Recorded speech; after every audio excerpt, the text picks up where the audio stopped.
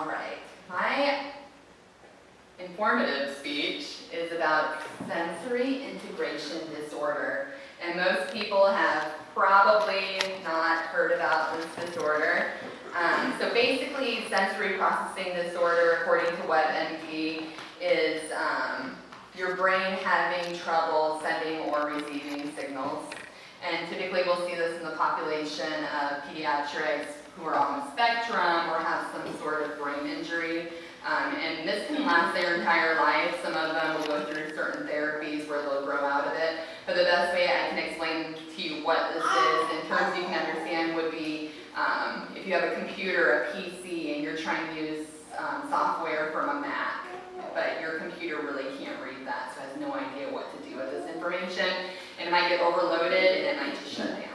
So there's two types of sensory integration disorder, and that is the receptive side, where you can't take the information and do anything with it, and you're just confused and overwhelmed by all the stimulus in your environment. And then there's also the sensory seeking.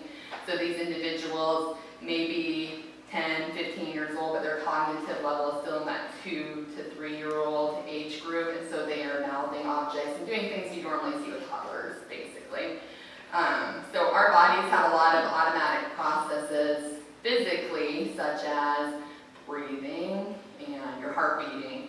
And if you had to focus on each of these items all day long, it's literally all you'd be able to do. If you had to think, okay, take a breath, and then you'd have to take a breath, and your heart, you better beat, otherwise I'm going to die. That's all you do all day long. So similarly, cognitively, we have automatic processes as well. And these processes filter out noises, and they filter out even noises like breathing. So you may not notice that you're hearing any of these things. So if you listen right now, you might hear air conditioning, which you didn't hear, a baby sneezing or crying, which you may not have heard because we're all used to those kind of noises. And if you close your eyes and listen to your breath, you can hear that. So for a lot of these kids, they can't filter out those noises and they hear them all at once. So they could be sitting at school, they could hear the pencil sharpener in the room beside them, and the janitor in the hall vacuuming, and their peers maybe next to them whispering, and they can't focus on what the teacher's saying. So instead, they get overwhelmed, and it may appear that they're misbehaving or that they just don't want to listen, and they can either get reprimanded for that, or in some cases in the special needs world, where they can't express what's wrong with them, they may be put on medication when they really don't need it, and it happens quite a bit, especially when they get older.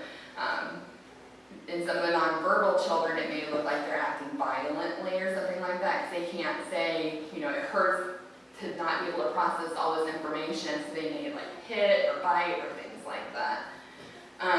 So I was going to show you a few things that we use with kids to kind of help them feel more calm when they're getting too much stimulus or even not enough. So one of the things I noticed when we went to clinicals for nursing school in the hospital is a lot of our patients who are on the cardiac floor are very overwhelmed and they're having too much input. And some of that's just naturally from a whole bunch of doctors walking in the room or things like that. So these are some things that I thought could help them. So what we did for one of my patients who had Down syndrome, she would cry anytime she saw anyone come into the room that was wearing a white coat. So we decided, let's all take off the white coats. We call it white coat syndrome. But some of the things I told her mom about that might help her is, you're all probably familiar with these, weighted blankets. And I've used these in the hospital with my own child, and a lot of the nurses and doctors had never seen them before. And we have an organization in South Haven called the Weighted Blanket Project, and they make these for free for individuals with disabilities. And then we have a few of these items. These are chew things for the oral sensory that I was talking about. And then just things like that can distract from the stimulus going on around them and let them focus on something else. Everyone knows what a fidget spinner is. And then we have a kinetic fan, some foam putty.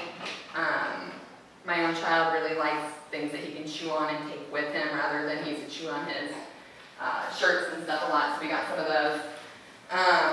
So in conclusion, a lot of these items can be integrated into the hospital setting and for individuals with cognitive disabilities, and it won't calm them, but it'll overall improve their quality of life and their quality of care.